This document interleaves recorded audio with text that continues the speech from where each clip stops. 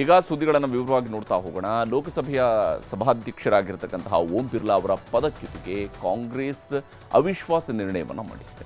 ಅವಿಶ್ವಾಸ ನಿರ್ಣಯ ಇತ್ಯರ್ಥ ಆಗೋವರೆಗೆ ಓಂ ಬಿರ್ಲಾ ಅವರು ಲೋಕಸಭಾ ಸ್ಪೀಕರ್ ಸ್ಥಾನದಿಂದ ದೂರ ಉಳಿಯೋದಕ್ಕೆ, ಅಂದರೆ ಕಲಾಪದಲ್ಲಿ ಭಾಗಿಯಾಗದೇ ಇರೋದಕ್ಕೆ ನಿರ್ಧರಿಸಿದ್ದಾರೆ. ಇನ್ನೊಂದು ಕಡೆ ಕೇಂದ್ರ ಸಚಿವ ಕಿರಣ್ ರಿಜಿಜು ವಿಡಿಯೋವೊಂದನ್ನು ರಿಲೀಸ್ ಮಾಡಿದ್ದಾರೆ. ಫೆಬ್ರವರಿ 4ರಂದು ಪ್ರಧಾನಮಂತ್ರಿಯವರು ಕೂರುವಂತಹ ಕುರ್ಚಿಯ ಬಳಿ ಏನೆಲ್ಲ ನಡೆಯಿತು ಅನ್ನೋದು ಈ ವಿಡಿಯೋದಲ್ಲಿದೆ. I don't think PM will have the guts to come to the Lok Sabha today. डर गए, आने से डर गए सदन में, और उनके रेल मंत्री और निशिकांत जी तो बुलेट ट्रेन की तरह भागे लड़कियों को देखते कि कांग्रेस पार्टी के कई सदस्य माननीय प्रधानमंत्री जी के आसन पर पहुंचकर कोई भी अप्रत्याशित घटना ಕಳೆದ ವಾರ ಫೆಬ್ರವರಿ 4ರಂದು ರಾಹುಲ್ ಗಾಂಧಿ ಮತ್ತು ಪ್ರಿಯಾಂಕಾ ವಾದ್ರಾ ಕೊಟ್ಟ ಹೇಳಿಕೆಗಳಿವು. ಲೋಕಸಭೆ ಕಲಾಪ ಶುರುವಾಗೋ ಮೊದಲೇ ರಾಹುಲ್ ಗಾಂಧಿ ಪ್ರಧಾನಮಂತ್ರಿಗಳು ಇವತ್ತು ಸಂಸತ್ತಿಗೆ ಬರಲ್ಲ ಅಂತ ಭವಿಷ್ಯ ಹೇಳಿದ್ರು. ರಾಹುಲ್ ಗಾಂಧಿ ಹೇಳಿದಂತೆ ಅವತ್ತು ಪ್ರಧಾನಮಂತ್ರಿಗಳು ಲೋಕಸಭೆ ಭಾಷಣವನ್ನ ಮೊಟಕುಗೊಳಿಸಿದ್ರು. ಆಮೇಲೆ ಕಾಂಗ್ರೆಸ್ ಮಹಿಳಾ ಸಂಸದರನ್ನ ನೋಡಿ ಹೆದರಿ ಓಡಿ ಹೋದ್ರು ಅಂತ ಪ್ರಿಯಾಂಕಾ ವಾದ್ರಾ ಹೇಳಿಕೆ ಕೊಟ್ಟಿದ್ರು. ಇದಾದ ಮರುದಿನ ಅಂದ್ರೆ ಫೆಬ್ರವರಿ 5ರಂದು ಲೋಕಸಭೆ ಸ್ಪೀಕರ್ ಓಂ ಬಿರ್ಲಾ ಕಾಂಗ್ರೆಸ್ ಮಹಿಳಾ ಸಂಸದೆಯರು ಪ್ರಧಾನಮಂತ್ರಿಗಳ ಮೇಲೆ ದಾಳಿಗೆ ಸಂಚು ರೂಪಿಸಿದ್ರು ಅಂತ ಹೇಳಿಕೆ ಕೊಟ್ಟಿದ್ರು. ಈಗ ಸ್ಪೀಕರ್ ಹೇಳಿದ್ದೇ ನಿಜ ಅಂತಿರೋ ಬಿಜೆಪಿಯವರು ವಿಡಿಯೋವೊಂದನ್ನ ರಿಲೀಸ್ ಮಾಡಿದ್ದಾರೆ.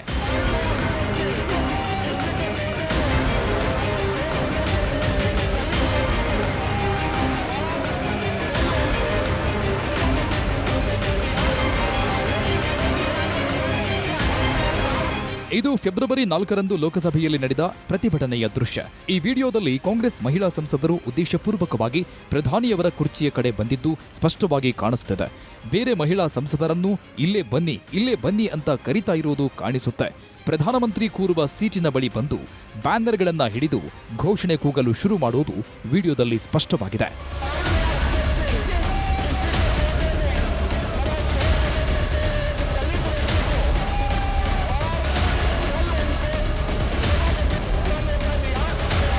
ಒಂದು ಕಡೆ ಪ್ರಧಾನಮಂತ್ರಿ ಕೂರುವ ಸೀಟಿನ ಬಳಿ ಕಾಂಗ್ರೆಸ್ ಮಹಿಳಾ ಸಂಸದೆಯರು ಜಮಾಯಿಸಿದ್ರು.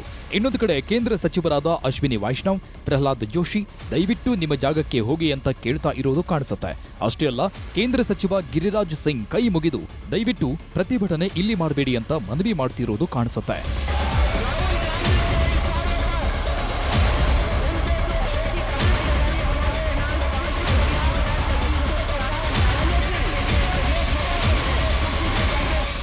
ಯಾವಾಗ ಕಾಂಗ್ರೆಸ್ ಮಹಿಳಾ ಸಂಸದೆಯರು ಪ್ರಧಾನಿಯವರ ಕುರ್ಚಿ ಬಳಿಗೆ ಸಂಸತ್ ನಿಯಮಗಳನ್ನ ಮೀರಿ ಪ್ರತಿಭಟನೆ ಮಾಡಿದ್ರು, ಆಗ ಅಧಿವೇಶನ ಮುಂದೂಡಿಕೆ ಆಯಿತು.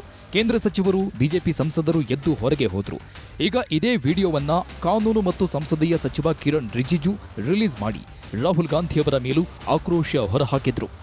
राहुल गांधी जी और उनके कांग्रेस के टीम ने जानबूझ करके महिला सांसदों को आगे भेजा और बैनर लेके प्रधानमंत्री की कुर्सी तक जाने का प्लान बनाया, और हम लोगों ने संयम से अपने सांसदों को रोका. पूरे कांग्रेस पार्टी, राहुल गांधी और पूरे कांग्रेस पार्टी को माफी मांगना पड़ेगा. तो सदन कैसे चलेगा? तो क्या हम भी अपने सांसदों को फ्री बॉक्सिंग खेलने के लिए आगे भेजों क्या? संसद ऐसे चलेगा क्या? ಸಂಸತ್ ಕಲಾಪದ ನಿಯಮಗಳ ಪ್ರಕಾರ ಆಡಳಿತ ಪಕ್ಷಗಳ ಸದಸ್ಯರ ಕಡೆ ಪ್ರತಿಪಕ್ಷದವರು ಹೋಗಬಾರದು, ಪ್ರತಿಪಕ್ಷದವರು ಕೂರುವ ಕಡೆ ಆಡಳಿತ ಪಕ್ಷದವರು ಹೋಗಬಾರದು. ಆದರೆ ಇಲ್ಲಿ ನಿಯಮಗಳನ್ನೆಲ್ಲ ಗಾಳಿಗೆ ತೂರಿದ್ರು ಅಂತ ಕೇಂದ್ರ ಸಚಿವ ಕಿರಣ್ ರಿಜಿಜು ಪ್ರಶ್ನೆ ಮಾಡಿದ್ರು. ಕೇಂದ್ರ ಸಚಿವರ ಪ್ರಶ್ನೆಗೆ ಕಾಂಗ್ರೆಸ್ನಿಂದ ಸ್ಪಷ್ಟ ಉತ್ತರ ಸಿಕ್ಕಿಲ್ಲ. ಆದರೆ ಭಾರತ ಚೀನಾ ಗಡಿ ಸಂಘರ್ಷದಲ್ಲಿ ಆಗಿರುವ ಲೋಪಗಳ ಬಗ್ಗೆ ನಿವೃತ್ತ ಜನರಲ್ ನರವಾಣೆಯವರ ಆತ್ಮಚರಿತ್ರೆ ಬಗ್ಗೆ ಮಾತಾಡಲು ಅವಕಾಶ ಕೊಡಬೇಕು, ಇದಕ್ಕೆ ಪ್ರಧಾನಮಂತ್ರಿ ಮತ್ತು ರಕ್ಷಣಾ ಸಚಿವರು ಉತ್ತರ ಕೊಡಬೇಕು ಅನ್ನೋದು ಪ್ರತಿಪಕ್ಷ ನಾಯಕ ರಾಹುಲ್ ಗಾಂಧಿಯವರ ಬೇಡಿಕೆ. The book is available on Amazon. General Narawane has tweeted, as I just read to you, that please buy my book. So Narawane ji, who's the army chief, who I believe over Penguin. Do you believe Penguin over Narawane ji? I believe Mr. Narawane. He is the army chief. He has made certain statements in the book. That is inconvenient for the government of India. It's inconvenient for the Prime Minister of India. Obviously, you have to decide whether Penguin is telling the truth or Army Chief is telling the truth. Naravane ಪುಸ್ತಕ ಬಿಟ್ಟು ರಾಹುಲ್ ಗಾಂಧಿಯವರು ಬೇರೆ ವಿಚಾರ ಚರ್ಚೆ ಮಾಡ್ತಿಲ್ಲ. ನರವಾಣೆ ಆತ್ಮಚರಿತ್ರೆ ಬಗ್ಗೆ ಚರ್ಚೆಗೆ ಲೋಕಸಭೆಯಲ್ಲಿ ಸ್ಪೀಕರ್ ಕೂಡ ಅವಕಾಶ ಕೊಡ್ತಿಲ್ಲ. ಇನ್ನು ಎಂಎಂ ನರವಾಣೆ ಆತ್ಮಚರಿತ್ರೆ ಪುಸ್ತಕ ಬಿಡುಗಡೆಗೆ ಭಾರತದಲ್ಲಿ ಅನುಮತಿ ಇಲ್ಲ. ಹೀಗಿದ್ರೂ ಮಾರಾಟ ಆಗ್ತಾ ಇರೋದರ ವಿರುದ್ಧ ಕ್ರಮಕ್ಕೆ ಆಗ್ರಹಿಸಿ ಬಿಜೆಪಿ ದೂರು ಕೊಟ್ಟಿದೆ. ದೆಹಲಿ ಪೊಲೀಸ್ ಟೀಮ್ನ ವಿಶೇಷ ಪಡೆ ತನಿಖೆಯನ್ನೂ ನಡೆಸ್ತಾ ಇದೆ. ಇಷ್ಟೆಲ್ಲದರ ಮಧ್ಯೆ ಲೋಕಸಭೆ ಸ್ಪೀಕರ್ ಅವರ ಪದಚ್ಯುತಿಗೊಳಿಸಬೇಕು ಅಂತ ಕಾಂಗ್ರೆಸ್ ಮತ್ತು ಮಿತ್ರ ಪಕ್ಷಗಳು ಅವಿಶ್ವಾಸ ನಿರ್ಣಯ ಮಂಡಿಸಿದ್ದಾರೆ.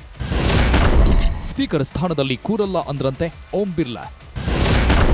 ಸ್ಪೀಕರ್ಗೆ ಬಿಜೆಪಿ ಸಂಸದೆಯರಿಂದ ಬೆಂಬಲ ಪತ್ರ. ಅವಿಶ್ವಾಸ ನಿರ್ಣಯ ಮಂಡನೆಗೆ ಬೇಸರ ವ್ಯಕ್ತಪಡಿಸಿರುವ ಸ್ಪೀಕರ್ ಓಂ ಬಿರ್ಲಾ ಅವಿಶ್ವಾಸ ನಿರ್ಣಯದ ಬಗ್ಗೆ ಇತ್ಯರ್ಥ ಆಗುವವರೆಗೂ ಸ್ಪೀಕರ್ ಸ್ಥಾನದಲ್ಲಿ ಕೂರಲ್ಲ ಅಂತ ಹೇಳಿದ್ದಾರಂತೆ. ಲೋಕಸಭೆಯಲ್ಲಿ ಪ್ರತಿಭಟನೆ ನಡೆಸಿದ್ದ ಕಾಂಗ್ರೆಸ್ ಮಹಿಳಾ ಸಂಸದೆಯರ ವಿರುದ್ಧ ಕಠಿಣ ಕ್ರಮ ಜರುಗಿಸಿ ಅಂತ ಬಿಜೆಪಿ ಮಹಿಳಾ ಸಂಸದೆಯರು ಸ್ಪೀಕರ್ ಓಂ ಬಿರ್ಲಾ ಅವರಿಗೆ ಪತ್ರ ಬರೆದಿದ್ದಾರೆ. ಆ ಪತ್ರದ ಸಾರಾಂಶ ಹೀಗಿದೆ. 2026ರ ಫೆಬ್ರವರಿ 4ರಂದು ಲೋಕಸಭೆಯಲ್ಲಿ ನಡೆದ ಘಟನೆ ದುರಾದೃಷ್ಟಕರ. ಲೋಕಸಭೆಯ ಘನತೆ ಮತ್ತು ಪಾವಿತ್ರ್ಯವನ್ನು ರಕ್ಷಿಸಿದ ನಿಮ್ಮ ನಿರ್ಧಾರ ಅನುಕರಣೀಯ. ಅವತ್ತು ವಿರೋಧ ಪಕ್ಷದ ಸದಸ್ಯರು ಸ್ಪೀಕರ್ ಮೇಜಿನ ಮೇಲೆ ಹತ್ತೋದನ್ನ, ಕಾಗದ ಪತ್ರಗಳನ್ನು ಹರಿದು ಎಸೆಯೋದನ್ನ ನಾವು ನೋಡಿದ್ದೇವೆ. ಆಕ್ರಮಣಕಾರಿಯಾಗಿ ವರ್ತಿಸುತ್ತಾ ಬ್ಯಾನರ್ಗಳನ್ನು ಹಿಡಿದು ಪ್ರಧಾನಿ ಮೋದಿಯವರ ಆಸನವನ್ನ ಸುತ್ತುವರೆದಿದ್ದು ದುಃಖಕರ. ಸದನದಲ್ಲಿ ಇಂತಹ ಘೋರ ಕೃತ್ಯಗಳನ್ನು ಎಸಗಿ ಪ್ರಜಾಪ್ರಭುತ್ವಕ್ಕೆ ಅಪಖ್ಯಾತಿ ತಂದಿದ್ದಾರೆ. ಹಾಗಾಗಿ ವಿರೋಧ ಪಕ್ಷದ ಸಂಸದರ ವಿರುದ್ಧ ನಿಯಮಗಳ ಅಡಿಯಲ್ಲಿ ಸಾಧ್ಯವಾದಷ್ಟು ಕಠಿಣ ಕ್ರಮ ಕೈಗೊಳ್ಳಬೇಕೆಂದು ನಿಮ್ಮನ್ನ ಒತ್ತಾಯಿಸುತ್ತೇವೆ.